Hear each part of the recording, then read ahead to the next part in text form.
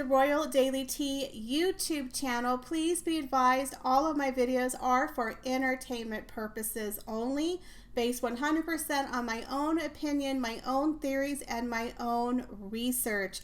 All of my information can be found on the public domain and falls under the fair use guidelines. Please feel free to do your own research. Hello and welcome back to the Royal Daily Tea. So you guys, I have some good news. My family member is finally out of the hospital. He was in the hospital for 18 days battling a really bad infection and pneumonia. So he is now home resting. And I'm finally starting to feel a little bit better. I've had a really bad cold. For the past week and a half, I'm still a little bit groggy and have a lot of muscle aches and extremely tired, but I'm starting to feel better, although my voice is still not 100%. So thank you all for being so patient and for all of the kind messages that you have been sending me. I'm finally starting to feel a little bit better, and there's so much royal tea, so I'm ready to dive right in. Now I am hoping to start the Royal Bride series. I really wanted to start it earlier, but because I wasn't feeling well and because of my family member, I wasn't able to do so. Later on in the week, maybe on Friday or Saturday, I can release the first episode of the Royal Bride series. So I hope that you will be interested and that you will stick around for that. But now sit back and relax, get yourself a beverage, and let's get into the Royal Daily Tea. So the first story, of course, is they finally admitted it, that Harry and Meghan are actually releasing a docu-series for Netflix. Now, I know we all talked about this in the last episode, but yes, they really are doing a docu-series type of reality show. It's going to be a 6-part series that's going to be released for Netflix. Now it's going to be an at-home docu-series, kind of an at-home with the Markles, but we all know they're going to have a lot of footage that they took over the past 2 years, because every time these two stepped out of the house, they had a camera crew in tow. We all knew that they were filming some sort of reality show, but I really love how they're calling it, quote, a docu-series and not a reality show. So is it because they have a lot of the footage of them behind the scenes being charitable? Is that why they're calling it a docu-series? When they went on that fake royal tour of New York City, you know, they had the camera crew in tow. So maybe that's their version of a documentary, of following them around, being a fly on the wall of Harry and Meghan saving the universe, one person at a time, one cause at a time, because we know they love to jump from bandwagon to bandwagon. But is this going to be interesting? Is this going to be enough to save them and their Netflix deal? We know that Netflix wants a pound of flesh. They want the goods. That is why they got signed from Netflix in the first place. And if you remember, when they talked about originally, when they signed with the streaming giant, they were going to produce, you know, shows for children and Invictus and other docu-series. It was right there in the writing, the reality show, but they called it a docu-series. So they were very smart not to call it a reality show, because we would all lost our minds and the royal family would have lost it if we all knew they were filming a reality show 100%. We kind of suspected, but they hid it in plain view, called it a docu-series. See, they were hiding it in plain sight. And I wonder how Omid Scobie feels that they lied to his face, basically. The poor man's been out there, no, it's not true, and it was true the whole time, right? I'm sure he's a little pissed off as he's sitting in the waiting line with his number to file his bankruptcy for his now defunct business. I'm sure he's a little pissed that they didn't give him the 411 on the fact that, yes, they were filming a reality show, and he sat out there like an ass, basically saying they weren't, but they were lying to him the whole time. I mean, should we feel sorry for him that he got markled? You know, I mean, this is what they do. They don't treat people very nicely, do they? But yeah, the docu-series that wasn't apparently is. It's going to be a 6-part series. I guess they're going to release one every week to make sure that we're just building up the anticipation for what's going to happen on episode 2, what's going to happen on episode 3. literally going to be a snooze fest. But again, these people, they have to sing for their supper. And we know that Netflix wants the goods. The rumor is that Netflix wants to release the quote-unquote docu-series in tandem with Harry's memoir. Now, it was rumored that Harry's book was due to come out in the late fall of 2022. But now that we have the Platinum Jubilee and it's been confirmed that these Sussexes, along with their children, are going to be in attendance, I believe it's going to be pushed back because they really need to put this footage in the reality series, but they also need to put it in the book. Because let's be honest here, Harry's going to be writing about his truth, right, in quotations, his truth, and he's got to have to talk about his relationship with his father and Camilla and the Queen and whatever else is happening during the Platinum Jubilee. Now, we all know it's not warm and fuzzy over there, that Harry isn't really getting the welcome mat. The only person who's really happy to see him is Eugenie and the Queen. I know a lot of people may or may not agree with me, but no one else really wants to see them, okay? Nobody cares about these two grifters, but Princess Eugenie and the Queen. Charles and William probably really don't want them there. There's a story that came out that apparently the Queen was perfectly fine with having the Sussexes and Andrew on the balcony with her for the Trooping the Color event for her Platinum Jubilee, and that it was Prince William and Charles who said, no, mummy, no, granny, that's not going to fly. The people of the UK do not want to see them. It would be a disaster for you to allow them on the balcony. And I believe it. I do believe that's true because in my opinion, and it's my opinion, Her Majesty the Queen is being way too soft on the Sussexes. She gave them a year to review leaving the royal family for Megxit. She's just been way too supportive. And then she was also, of course, been very supportive of her son, Prince Andrew, with all of his issues. We all know that he's her favorite son. It's not a secret. She had him escort her down the aisle for Prince Philip's Thanksgiving service. Now, look, I wasn't happy about it, but I can forgive that because it was his father's funeral. However, there's rumors now that Prince Andrew is going to be in the Order of the Garter, which is a very prestigious event. There's only 24 members, and he is going to be a part of that parade, which I think is a mistake. And he's also escorting his mother to the Derby event for the Platinum Jubilee. So he's going to be in two very public events with Her Majesty the Queen for the Platinum Jubilee. So he may not be on the balcony, but she is still very much publicly making him a part of her Jubilee. Now, again, it is her son, but the Order of the Garter, really? That's not a good look. It's not good. He's going to be walking in this parade wearing this uniform. It's supposed to be a very high event. And I don't think it's going to go over well with a lot of people. We all know the Sussexes are going to be rolling around in the royal curtains, popping their head up like a whack-a-mole. Here I am. Do you see me? Look at me. Here I am.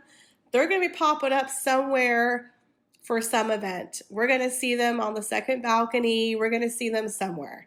If she's parading Andrew as her escort to the Derby and for the Order of the Garter, you best believe these two grifters are going to be somewhere for the Platinum Jubilee.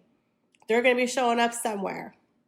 So I just hope that these two individual groups do not derail and take away from Her Majesty's Platinum Jubilee, because this is such a monumentous event, not just for her, but for everyone. She is literally an iconic, history-making ruling monarch. After her Platinum Jubilee, she will be the second longest ruling monarch in history of the entire world. The only person, Louis XIV, is 72 years. So I just really hope that Meghan and Harry and Prince Andrew don't take away from Her Majesty's special moment. Now let's remember, we have Thomas Markle Sr. and Thomas Markle Jr. are also going to be in London with a camera crew. This is making me very nervous. Again, I know he wants to be there for his daughter, but it's not the time or place. It is not the time or place to do this. I'm a little nervous about what's going to happen. I feel like these three little groups of people could possibly ruin the event for Her Majesty, and I really hope that they don't. So we'll just cross our fingers that the three of them will just be quietly in the background and we won't see or hear from them. Now, the interesting thing is that the mayor of London was in California recently, and it was rumored that the Sussexes had extended an invitation for him to come to their house and to be received by the Duke and Duchess of Sussex. Well, word is he couldn't quite fit into his schedule, and according to Neil Sean, it was basically a royal snub, meaning he doesn't want to be seen with them. And quite frankly, I don't blame him, because Harry and Meghan are not relevant in the world of royalty. They are not diplomats. In America, they hold zero office over here. They're just a bunch of Z-listers living in a mansion in Monteshitshow, which is a dime a dozen in California. Literally a dime a dozen. They're not really part of the royal family. They're not working royals. He's number 6th in line. 6th in line once removed, meaning he has removed himself from any position of relevance. Her Majesty doesn't need him to, do anything for her. They have removed them. Even though he's technically still a prince of the realm, he has no importance. He's now a Hollywood husband. His job is he's Meghan's husband. He is handbag Harry, Hollywood Harry, has been Harry. You get it. He went from prince to putz. They're now even making fun of him on talk shows, which is seriously not good, because once the woke brigade of Hollywood starts making fun of you, that means you have really slipped from relevance. So they had a talk show. Wendy Williams, her guest show, Michael Rappaport, did a little monologue about Harry and Meghan, and they all were like, ugh, Harry and Meghan. They were groaning and making fun of them. And I'm like, oh, that's supposed to be, her demographic. That's where she has the most popularity. And none of them seemed happy to hear. They were laughing and jeering at his jokes. He was saying, oh, you went from being a royal prince to having a reality show. You went from a prince to a putz. Now you're a Hollywood husband. And he was basically bagging on him. And people were agreeing. And I'm like, wow, that's supposed to be her demographic, you guys. So here now they're making fun of them in Hollywood. They get the snub from the London mayor, doesn't want to be seen with them, because quite frankly, he wants to look good for Her Majesty the Queen. And when William and Catherine come to the States for the Earthshot prizes, who's who of Hollywood is going to be at that event kissing their butts, because that's Hollywood for you. Only the A team is where people want to be at. And Harry and Meghan, you are the royal bench warmers. You're not even suiting up on the field, son. You're the water boy. You're keeping the bench warm for the real royals when they show up in Hollywood. Now, we just had the Cambridges. They went to the London premiere of Top Gun Maverick with Tom Cruise himself. How happy did that man look at that premiere?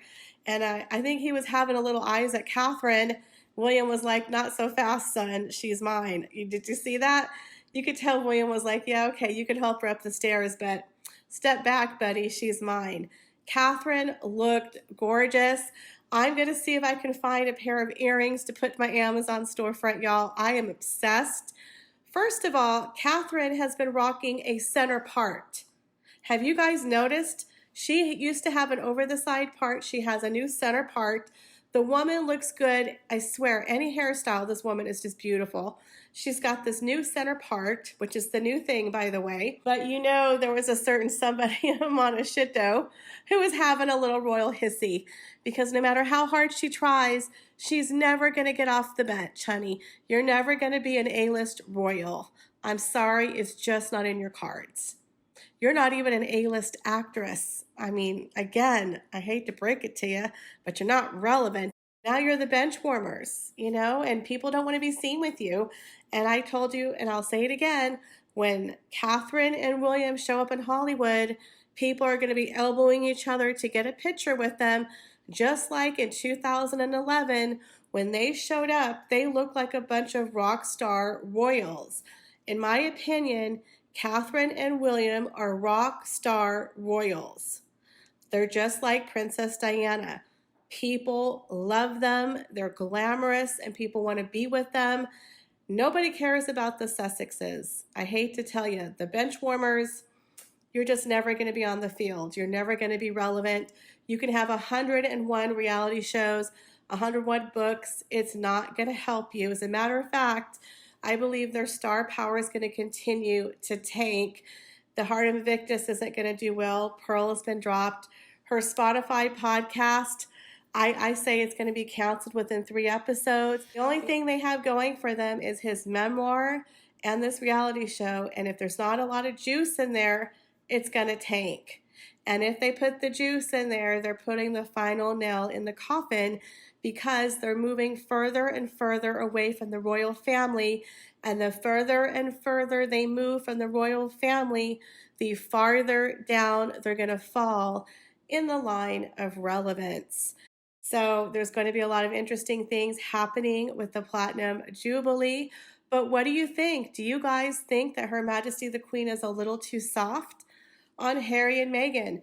Do you think that Prince Andrew should be allowed to participate in any public events for the Platinum Jubilee? And do you think that Harry and Meghan are losing their star power and are going to become more and more irrelevant? Do you think that their docu-series is going to save them with Netflix? Leave me your comments, guys, down below. As always, I appreciate each and every one of you. Thank you so much for stopping by the channel, and make sure you stand by for the Royal Daily Tea Extras. Hey guys, and welcome to the RDT Family Extras.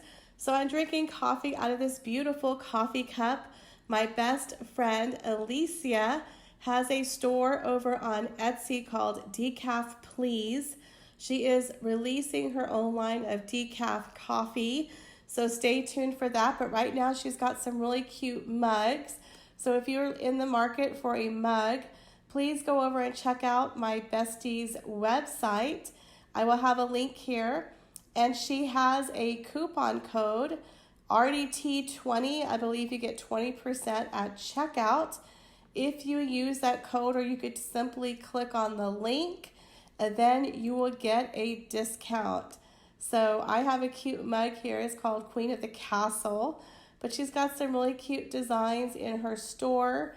So if you're in the market for a mug, I hope that you will go shop and check it out.